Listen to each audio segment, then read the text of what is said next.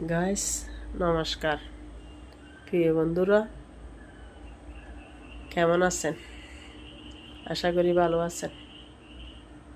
আমিও এদিকে আপনাদের আশীর্বাদে ভালো আছি।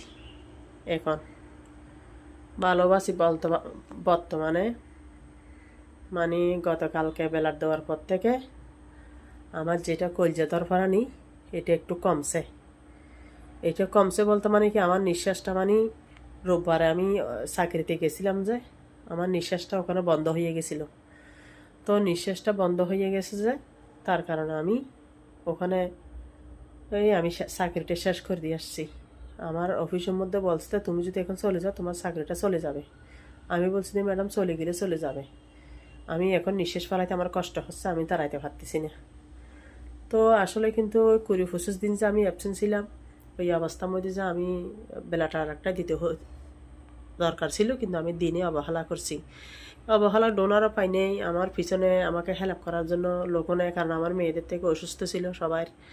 আমাকে দেখার মতো এরকম কেউ লোক ছিল না, আর কেউ তো আমার পাশে এরকম, আপনাদের তো সামনে সব কিছু শেয়ার করছি, আপনারা জানেন কেউ এরকম লোক নাই। গত বছরে আমার ফুতের একটা আমাকে দেখছিল, ও যথেষ্ট হেল্প করছে, ও নিজেও দিছে ব্লাড 23 সালের ডিসেম্বরের মধ্যে, ও নিজেও দিছে। ও যথেষ্ট মানে হেল্প করছে আমাকে।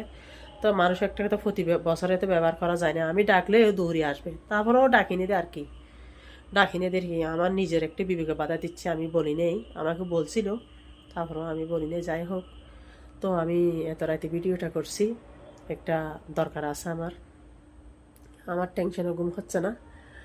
টেনশনে ঘুম হচ্ছে না মানে কি, এখন তো আমি মোটামুটি ভালো হয়েছি। আজকে আবার হেমিগুলি পরীক্ষা করে আসলাম।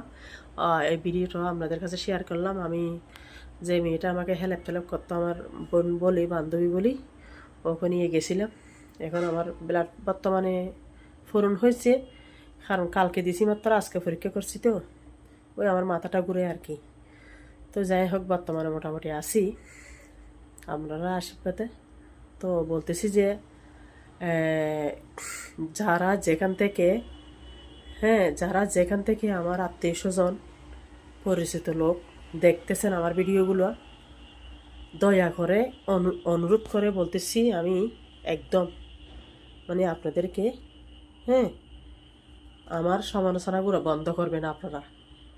কারণ আমি অনেক একটা অসহায় মেয়ে, আমি অনেক একটা অসহায় মা, আমি অনেক একটা অসহায় বউ, হ্যাঁ, আমি অনেক একটা অসহায় বোন, আমি অনেক একটা একজনের অসহায় একটা মেয়ে, বুঝছেন?